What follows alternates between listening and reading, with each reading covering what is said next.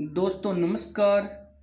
स्वागत है आप सभी का MGV study point YouTube channel में। तो दोस्तों मिक्स क्वेश्चन सीरीज लेकर के उपस्थित है और आज की जो हमारी सीरीज नंबर है 18 और ये 18 नंबर सीरीज है इंग्लिश की।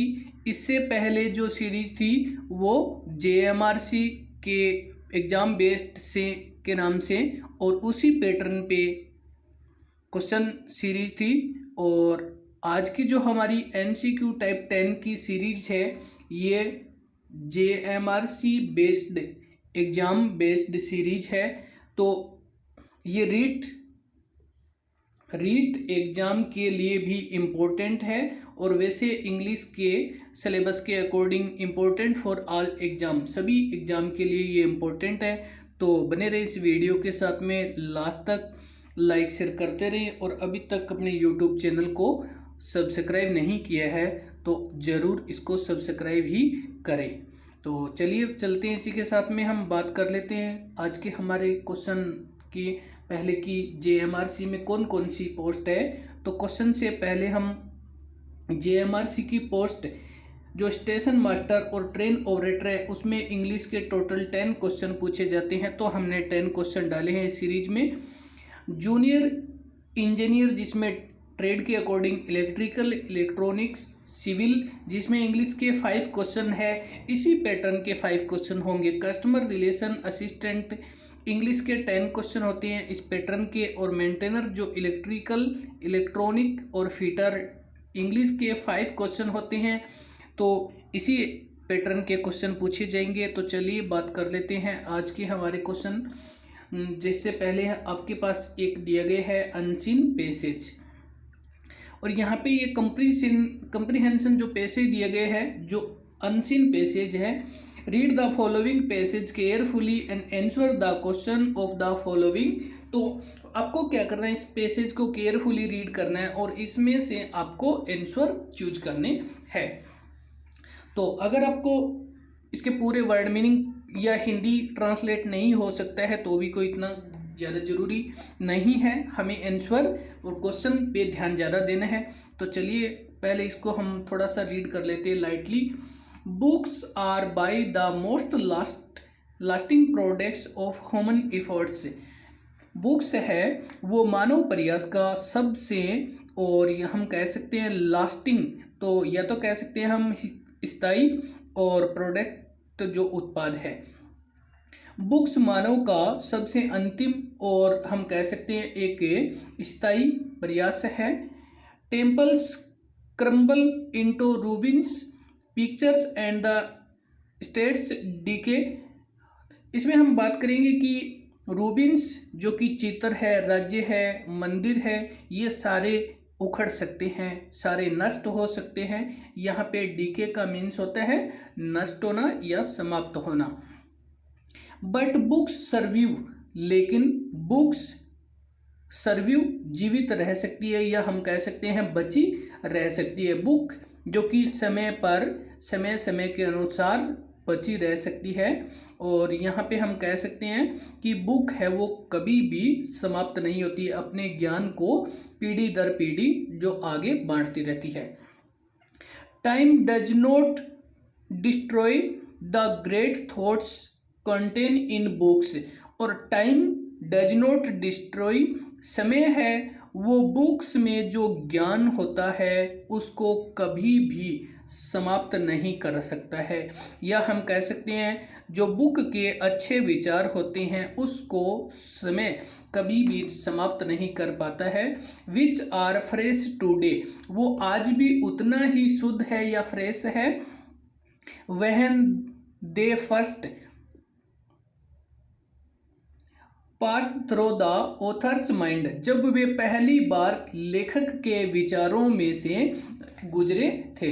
यानी हम कह सकते हैं बुक के अंदर जो ज्ञान होता है वो आज भी उतना ही पवित्र है जितना कि जब लेखक ने अपने विचार प्रकट किए थे। These thoughts speak to us through the printed page, और आज ये जो विचार है वो हमें प्रिंटेड पेज के माध्यम से, लिखित पृष्ठों के माध्यम से पुस्तकें केवल हमें वो ज्ञान देती है या हम सुनाती है।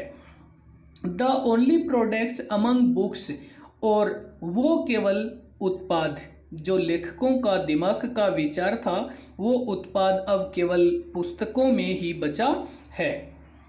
Nothing in literature which is not good can live for long. यहाँ पे जो बात बताइए कि साहित्य में कुछ भी अच्छा नहीं है जो लंबे समय तक नहीं रह सकता है।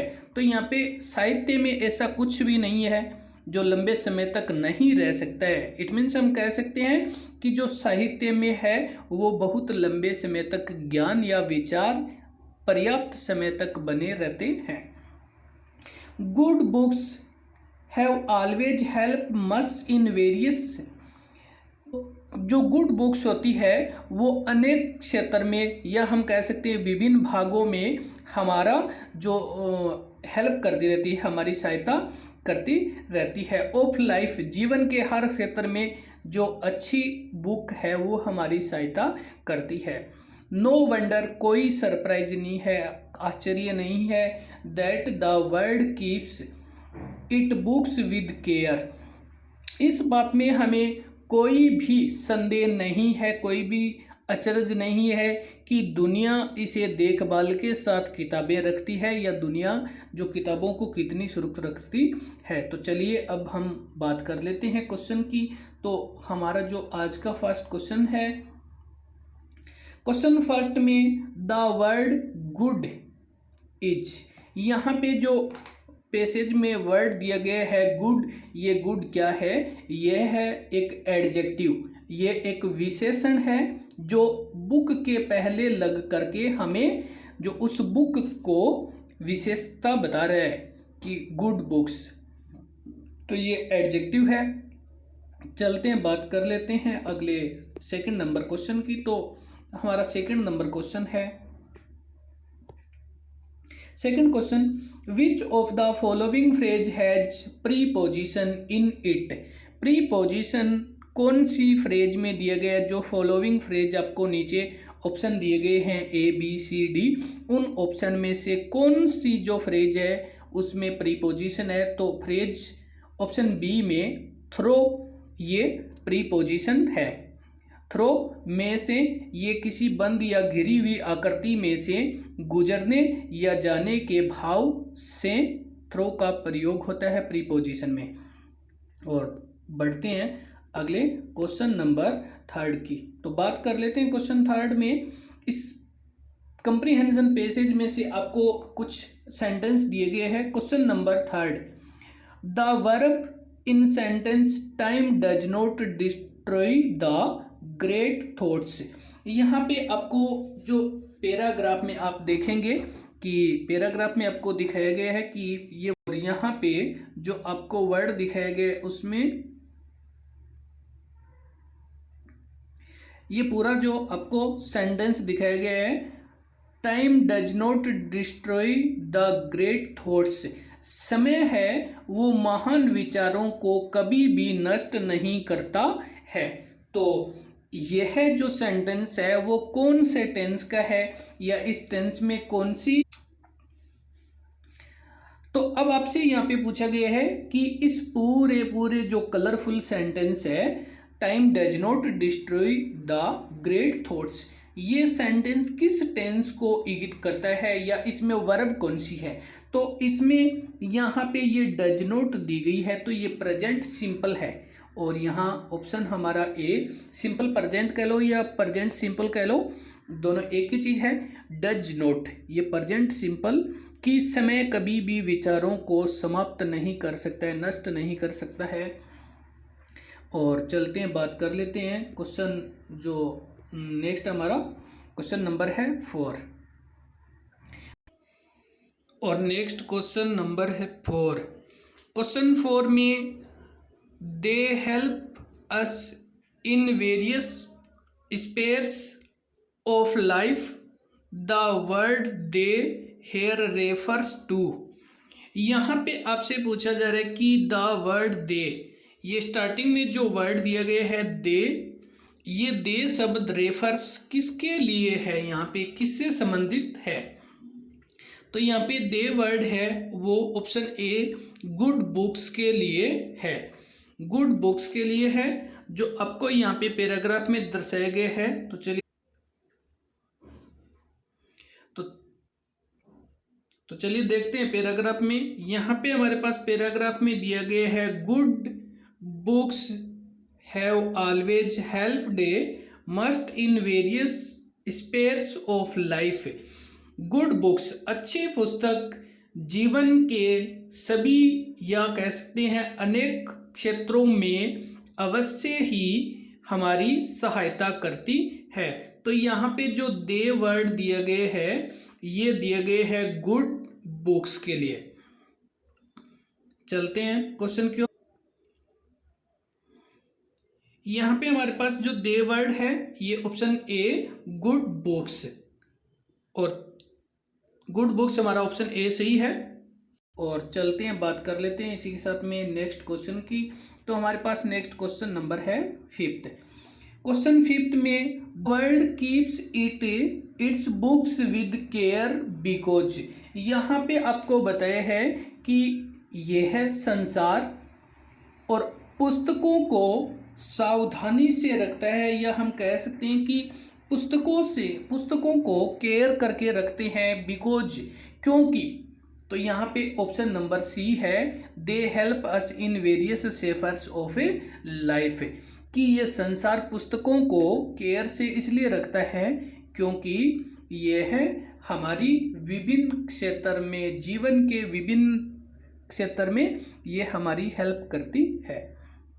अब हम चलते हैं बात कर लेते हैं अगले क्वेश्चन की। तो आगे हमारे पास क्वेश्चन नंबर है 6, और 6 में the word author is a, यहाँ पे आपसे पूछा गया है कि आपके सेंटेंस में जो आपके पैराग्राफ में दिया गया था कि थॉट्स के बारे में, और उस थॉट्स के बारे में ऑथर्स माइंड के बारे में आपको बताया गया। When they first pass through their authors mind, कि जब वे कवि के विचार में से जो शब्द गुजरे थे उतने ही आज भी वो फ्रेश है। तो इस ऑथर शब्द में क्या है? तो ये ऑथर शब्द है ये कॉमन नाउन है, ये कोई स्पेशल कवि नहीं है। अगर किसी स्पेशल कवि का नाम दिया तब तो वो कॉमन नाउन न होकर के वो प्रॉपर नाउन हो जाता, लेकिन यहाँ पे ये सभी ऑथर्स को स्पेसिफाई करता है। तो चलते हैं बात कर लेते हैं अगले क्वेश्चन की ओर। आगे हमारे पास क्वेश्चन नंबर है 7। तो क्वेश्चन 7 में which of the following word is opposite या एंटोनेम्स ऑफ रीबिल्ड। रीबिल्ड का अर्थ होता है पुनर्निर्माण करना। रीबिल्ड का अपोजिट या विपरीत शब्द क्या है? तो यहाँ पे RUIN ऋण दे रखा है, और इसका मतलब होता है कि समाप्त कर देना, या हम कह सकते हैं इसको क्षय करना। तो ये विनाश भी कह सकते हैं, विनाश करना। तो ये रीबिल्ड का अर्थ होता है पुनः निर्माण करना, दोबारा बनाना, और इसका मतलब होता है किसी को तोड़ देना। और चलते हैं बात कर लेते हैं अगले क्वेश्चन की। तो नंबर 8 में find out the word from the passage which is synonyms of surprise. आपको पैसेज में से यह वर्ड फाइंड करना है जिसका सिनोनिम सरप्राइज है। तो यहाँ पे सरप्राइज का मीन्स होता है आश्चर्य, और यहाँ पे ऑप्शन डी दे रखा है। ऑप्शन डी में वंडर, आश्चर्य, जो आप देख सकते हैं आपके पैसेज में लाइन जो दे रखी है, ये लाइन लास्ट दे रखी है। No wonder that the world keeps its books with care, आप अपने पैसेज में देख सकते हैं। तो आंसर डी है। और चलते हैं बात कर लेते हैं अगले क्वेश्चन की। आगे हमारे पास क्वेश्चन नंबर है 9। क्वेश्चन 9 में which product of human bye far the lasting efforts. Efforts का अर्थ होता है प्रयास। विच प्रोडक्ट, कौन सा उत्पाद, ऑफ ह्यूमन बाय, मानव द्वारा कौन सा उत्पाद है वो उसके अस्थायी प्रयास के रूप में तैयार किया गया है। तो यहाँ पे ऑप्शन सी है बुक्स। और यह भी लाइन आप स्टार्टिंग में देख सकते हैं, books are by far the most lasting product of human efforts. आप पैराग्राफ के स्टार्टिंग में पहली लाइन है, देख लेना। तो यहाँ पे आंसर सी हो गया। और अब हम चलते हैं, बात कर लेते हैं अगले क्वेश्चन की। तो आगे हमारे पास क्वेश्चन नंबर है 10। क्वेश्चन 10 में, no wonder that the world keeps its books with care, underline word is. इसमें जो अंडरलाइन शब्द है वो क्या है? तो यहाँ पे विद के अंडरलाइन है और अंडरलाइन विद है एक प्रीपोजिशन। ऑप्शन डी हमारा सही है, विद प्रीपोजिशन है। तो दोस्तों वीडियो देखने के लिए धन्यवाद। लाइक शेयर करते रहें और अपने फ्रेंड्स को भी फॉरवर्ड करते रहें। नेक्स्ट वीडियो अपलोड हो तब तक के लिए धन्यवाद।